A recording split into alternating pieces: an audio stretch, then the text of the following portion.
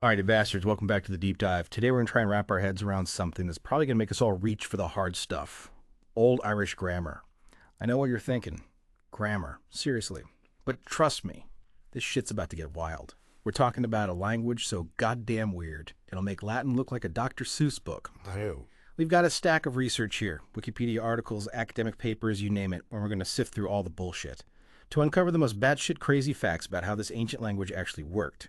And to help us navigate this linguistic hellhole, we've got an expert who can make even the most fucked up grammar rules sound almost interesting. So let's cut the crap and dive right in. First up, mutations. We're talking about words changing their first goddamn letter depending on what came before them. Seriously, who the hell thought this was a good idea? What's fascinating here is that these initial mutations weren't just some random quirks. They were a core part of Old Irish grammar. Used to express things like possession, the start of a sentence, even the gender of the word. They were like little linguistic flags, signaling subtle changes in meaning. Hold on. You're telling me they changed the beginning of a word just to show if it belonged to a dude or a chick? Talk about overthinking things. Precisely. Take the word for horse, which is itch. His horse is simply a itch, no change. But her horse, that's a hetch with an H sound added at the beginning. And get this, their horse becomes a neck with an N sound.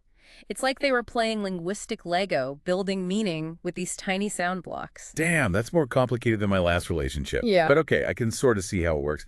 What other linguistic mindfucks do they have going on? We'll get ready for this one, articles. You know, words like the seems pretty straightforward, right? What's the big deal about the? Old Irish only had a definite article. No A or N anywhere to be found. But that one little word, the, was a shapeshifter. It changed depending on the gender and number of the noun, and even the sound of the next word. Wait, so they couldn't just say the horse. They had to figure out the horse's gender, whether there was one or a whole goddamn herd, and what the next word sounded like. Seriously, who had the time for this shit? What's amazing is that these complexities weren't arbitrary. They were actually remnants of an even older form of Irish. Think of it like a linguistic fossil, a window into the ancient past preserved in the grammar of Old Irish. Okay, I'm starting to see why you're so into this stuff. It's like peeling back the layers of a linguistic onion, and each layer is weirder than the last. And we're just getting started. Next up, nouns. Buckle up, because we're talking about 3 genders, 3 numbers, and get this, 5 cases. 5 cases? Fuck me, I need a drink. You'll probably need a whole bottle by the time we're done with this. They had your standard singular and plural, but they also had a dual form for talking about exactly 2 of something, in the cases. Well, those bad boys determined how the noun functioned in the sentence, like who was doing what to whom. All right, so nouns were a total clusterfuck. What about verbs? Did they at least make some goddamn sense? Verbs are where things get really interesting. You've got your different tenses, moods, voices, that's all standard stuff. But then they throw in this crazy distinction between independent and dependent forms, depending on whether a prefix was present. Hold up, so the verb changed depending on if there was a little word stuck to the front of it. What kind of linguistic bullshit is that? And it gets better. They also had this wild thing called reduplication, where part of the verb repeated itself to show tense. And I'm not talking about some simple doubling. Sometimes the repeated part got messed up over time, making the whole thing seem totally random. So the verbs got drunk and started stuttering. I swear these old Irish folks were just messing with us. There's actually a certain elegance to it once you understand the patterns. Take the verb berid, for example. In the present tense, it's berid, but add the preverb do to indicate giving or bringing to, and it becomes dober. And if you want to negate it, it's neighbor. Each form has its own set of endings and mutations, all governed by strict rules. Okay, I gotta admit, that's pretty badass, but my brain's starting to fry. Let's move on to something a little easier on the old noggin. What about pronouns? Surely those can't be that complicated, right? Oh, you'd be surprised. Old Irish pronouns were like stage 5 clingers. They couldn't stay away from the verb. We're talking about infixed pronouns, pronouns that were actually inserted into the verb itself. Oh, you're shitting me. They shoved a pronoun into the middle of a verb? Were they just trying to make the most confusing language possible? Let's just say they weren't afraid of a little grammatical experimentation. They had 3 classes of infixed pronouns, and which one you used depended on the sounds of the preverbs, or the type of sentence you were building. It's all very precise, but not exactly easy to wrap your head around. Okay, my head officially hurts. But I gotta ask, what about the word order? Was it at least similar to English? Get ready for this one. Old Irish had a verb, subject, object, word order. That's right, completely backwards from what you're used to. What the actual fuck? They put the verb first. Who in their right mind thought that was a good idea?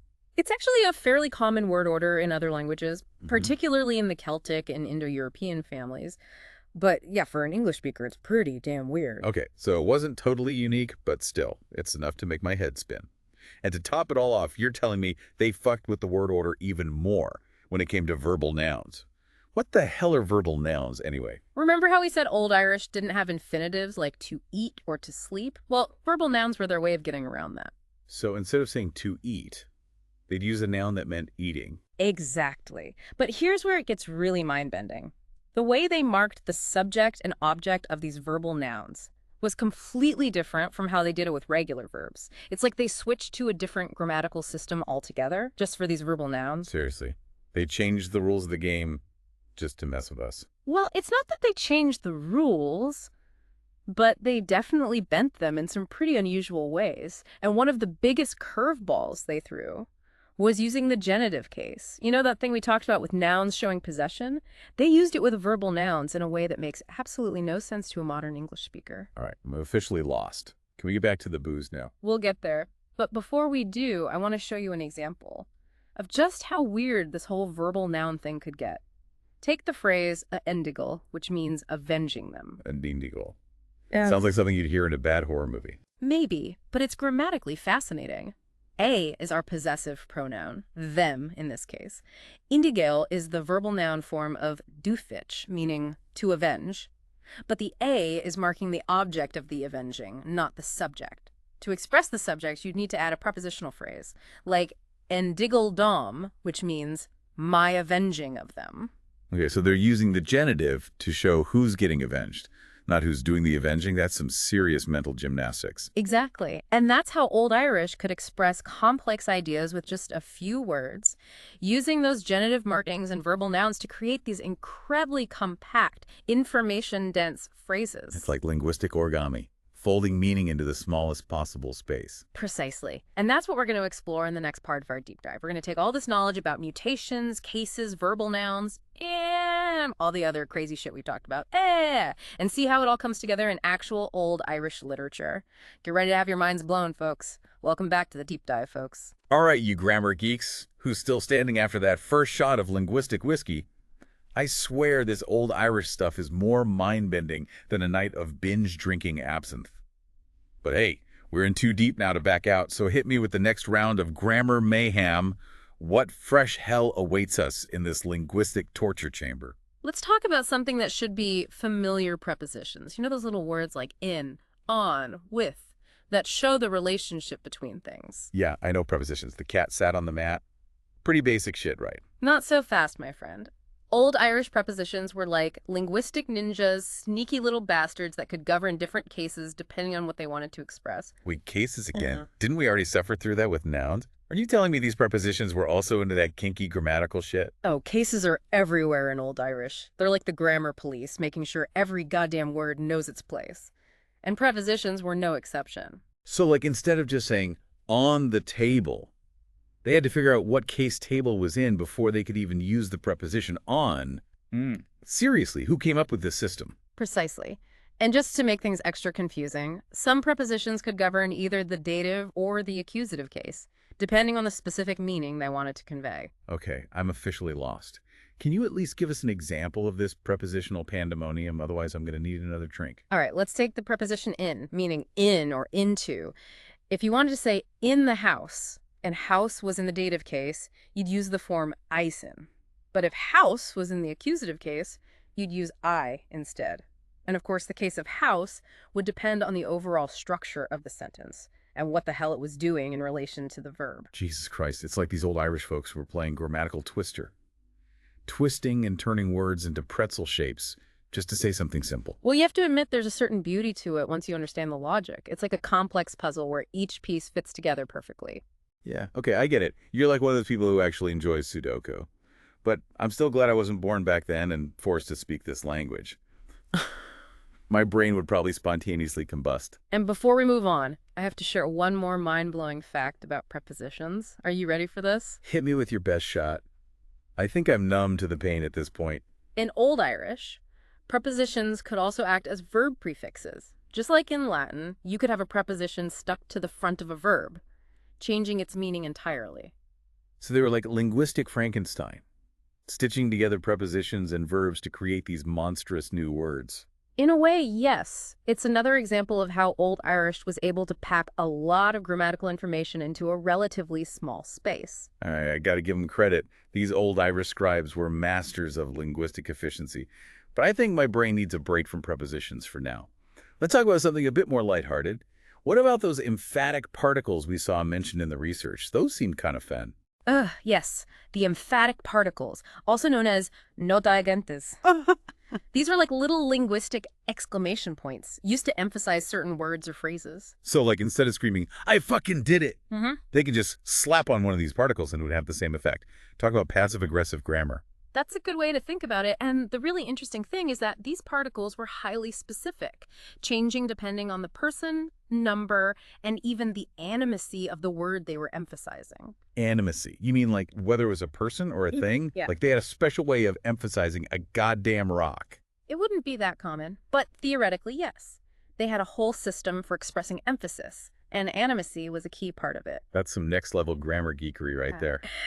But I gotta admit, it's kind of fascinating how they were able to express such subtle shades of meaning with these little particles. And it wasn't just about emphasis. These particles could also be used to clarify the subject or object of a verb, especially when things got a bit ambiguous with all those infixed pronouns flying around. Yeah, I could see how those particles would come in handy when you're trying to decode a sentence. That's basically a linguistic Rubik's Cube. And speaking of puzzles, let's move on to the final piece of this grammatical jigsaw puzzle syntax. Specifically, the wild world of verbal nouns. Verbal nouns. What the hell are those? Sounds like something my therapist would diagnose me with. Remember how we mentioned that Old Irish didn't have infinitives like we do in English? Well, verbal nouns were kind of their stand-in for infinitives. They were nouns that expressed actions or states of being. Okay, so instead of saying to eat, they'd use a noun that meant eating. It sounds like they were just making shit up as they went along. Not quite. But here's where it gets really interesting. The way they marked the subject and object of these verbal nouns was completely different from how they did it with regular verbs. It's almost like they switched to a different grammatical system altogether, just for these verbal nouns. Are you serious? They changed the rules of the game just for verbal nouns. Talk about making things unnecessarily complicated. Well, not exactly changed the rules, but they definitely bent them in some pretty unusual ways. And one of the most mind-boggling things they did was to use the genitive case, you know, that thing we talked about with nouns showing possession, in a way that makes absolutely no sense to a modern English speaker. Wait, so they're using the genitive case to show who's doing the action of the verbal noun. That's like using a hammer to screw in a light bulb. It's not quite that simple, but you're getting the idea. It's a very different way of thinking about grammar, and it can be incredibly confusing for someone who's used to the way English works. Okay, my brain is officially fried. I need a drink and maybe a nap. Fair enough. But before we take a break, let me give you an example of just how strange this verbal noun syntax can get. Remember the phrase "eneidigal," which means avenging them. Yeah, the vengeful leprechaun thing. I'm starting to think those leprechauns were actually just pissed off old Irish grammarians. Maybe so. But grammatically speaking, it's a fascinating phrase.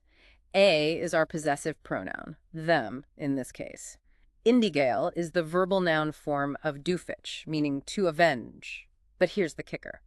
The A is marking the object of the avenging, not the subject. To express the subject, you'd need to add a prepositional phrase like "andigal demam," which means my avenging of them. Hold on, so they're using the genitive to show who's getting avenged, not who's doing the avenging. That's like saying the ball's kicking at the boy instead of the boy's kicking at the ball. It's completely backwards. Exactly. And that's how Old Irish could express complex ideas with just a few words, using those genitive markings and verbal nouns to create these incredibly compact, information-dense phrases. It's like linguistic kung fu, packing a whole lot of meaning into a tiny little package. That's a great way to put it. And that's what we're going to explore in the next part of our deep dive. We're going to take all this knowledge about mutations, cases, verbal nouns, and all the other crazy shit we've talked about, and see how it all comes together in actual Old Irish literature. Get ready to have your minds blown, folks. All right, you grammar gladiators, welcome back to the deep dive. We've slogged through mutations, battled with cases, Yeah. and wrestled with prepositions that would make a sailor blush. Now it's time to see if we can actually use all this hard-won knowledge to decipher some real-deal old Irish texts. Yeah, because what's the point of knowing all this grammatical voodoo if we can't actually read the damn stuff? Yeah. It's like having a toolbox full of shiny new tools, but not knowing how to build a goddamn birdhouse. That's a surprisingly apt analogy. So let's dive into a few examples and see what gems we can unearth. Hit me with your best shot. But keep it simple. My brain's still recovering from that last grammar bender. I feel like I just went 10 rounds with Mike Tyson. And Mike Tyson was a goddamn preposition. No worries, we'll start with something relatively straightforward. Let's take a look at a simple sentence. Is for duade. Is for duade. Sounds like something you'd hear in a David Lynch movie. What the hell does it mean? Well, remember how we talked about the wacky word order in copular sentences? Yeah, you said they put the verb first, like some kind of grammatical rebel. Exactly. So in this sentence, is our copula, the linking verb.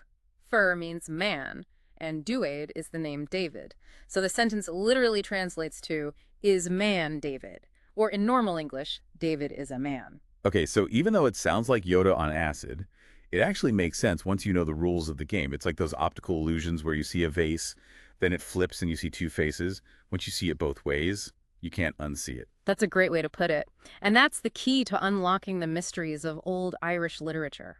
It's all about understanding the underlying grammar, those seemingly random mutations and bizarre word orders. Once you grasp those, the language starts to reveal its hidden beauty. I'm starting to feel like a linguistic Indiana Jones, deciphering ancient scrolls and dodging grammatical booby traps. I love that analogy. Now let's crank up the difficulty level a bit. Remember those funky verbal nouns we talked about? The ones that seem to have their own mini grammar? Yeah, the grammatical black holes that sucked in words and spat them out in a different dimension. Those are some freaky little They bastards. certainly were, and they're all over old Irish literature. Understanding how they work is essential to understanding the meaning of the text. All right, lay it on me. But go slow. I'm still trying to wrap my head around the whole genitive case thing. It feels like I'm trying to juggle chainsaws while riding a unicycle on a tightrope. Let's look at the phrase anondigal, which means avenging them. An indigal. Sounds like something a pissed-off banshee would scream. It does have a certain ring to it, doesn't it? But grammatically, it's fascinating. A is our possessive pronoun, them, in this case. Indigal is the verbal noun form of dufich, meaning to avenge. But here's the kicker. The A is marking the object of the avenging and not the subject. To express the subject, you'd need to add a prepositional phrase like indigal dom, which means my avenging of them. Hold on. So they're using the genitive to show who's getting avenged, not who's doing the avenging. That's like saying the cake's eating by the boy instead of the boy's eating of the cake. It's completely mind-boggling. Exactly. And that's how Old Irish could express complex ideas with just a few words, using those genitive markings and verbal nouns to create these compact, information-dense phrases. It's like linguistic alchemy, turning lead into gold. Or in this case, turning a simple idea into a grammatical masterpiece. Precisely. And that's why Old Irish literature, despite its grammatical quirks, can be incredibly rich and evocative. It's a language that demands your attention, forcing you to engage with every nuance of grammar and syntax. All right, I'm starting to see why you find this shit so fascinating. It's like cracking a secret code, a window into a lost world. And that, my friend, is the true beauty of language. It's not just a tool for communication, but a reflection of how we think, how we see the world, how we make sense of our existence. Damn, that's deep, man. I need another drink to process all that existential angst. I think we both do. But before we raise a final toast, let's leave our listeners with a tantalizing question. If Old Irish grammar is so complex and beautiful, what the hell did their poetry sound like? Ooh, now that's a question to ponder over a pint. All right, folks, we've reached the end of our deep dive into Old Irish grammar. We've explored its bizarre mutations, its kinky cases, its mind-bending verbal nouns, and its overall batshit craziness. I hope you've survived the journey and emerged with a newfound appreciation for this ancient language. It might seem like a grammatical freak show at first glance, but underneath all the weirdness lies a system of remarkable beauty and complexity. And if your brains aren't completely fried, I encourage you to check out some Old Irish literature. You might be surprised at how much you can understand, even with just a taste of this linguistic moonshine. Slide check. Cheers, motherfuckers!